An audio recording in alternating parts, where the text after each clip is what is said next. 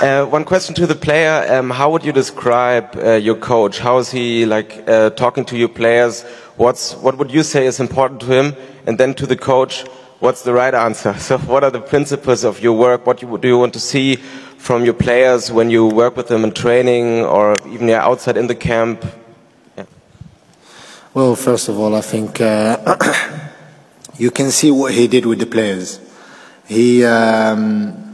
He created an environment that was really like a family, and I think, in my humble opinion, I think he's the best coach in this tournament. Although people will say he's very young or not experienced, but I don't think we as players we really care about that. I think he is the best possible man to take us as far as possible, and it's not only about football; it's also in life. I think he teaches a lot of things outside of football, in life, with our wives, with our parents, religion, whatever. Whenever you have a problem, you can go to him, and he will be your dad, your big brother in that moment, outside of being a coach. So I think he's the best man at the moment, and we all wish him the best, because he truly deserves the best. Wow, I think tomorrow he plays Shahir.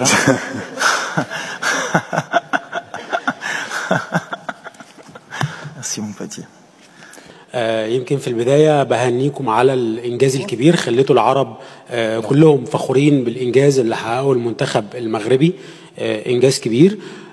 سؤالي للكابتن وليد: هل الإنجاز دوت ممكن نشوف مدربين عرب على منصات التتويج بعد كده مرة تانية؟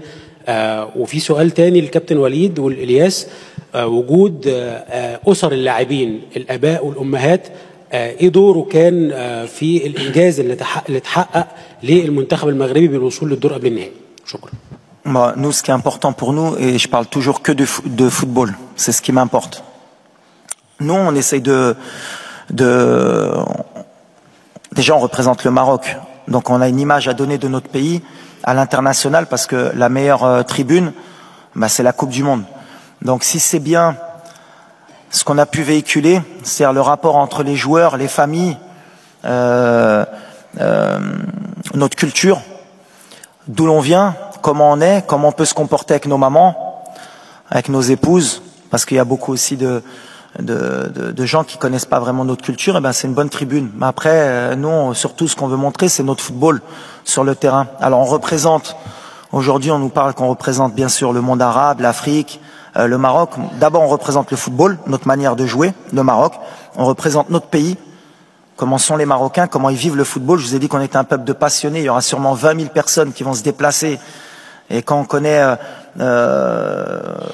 les moyens des gens marocains pour venir au Qatar, se déplacer, mettre beaucoup d'argent, c'est pratiquement un budget pour certains pour venir supporter leur équipe, tout comme les Argentins, les Brésiliens, ça montre la ferveur du peuple marocain pour le football. Donc si on peut le montrer, c'est bien.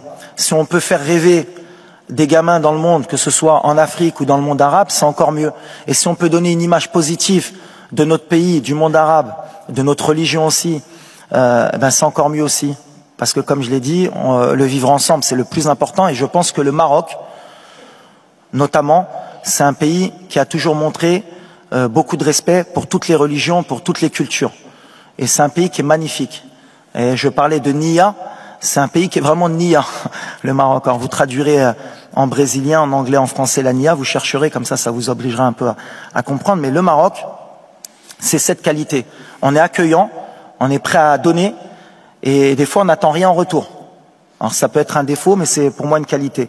Et donc si on a pu montrer aux yeux du monde qui sont les Marocains, qu'est-ce que le peuple marocain, et grâce à Sa Majesté, que le Maroc progresse et qu'on avance, c'est magnifique.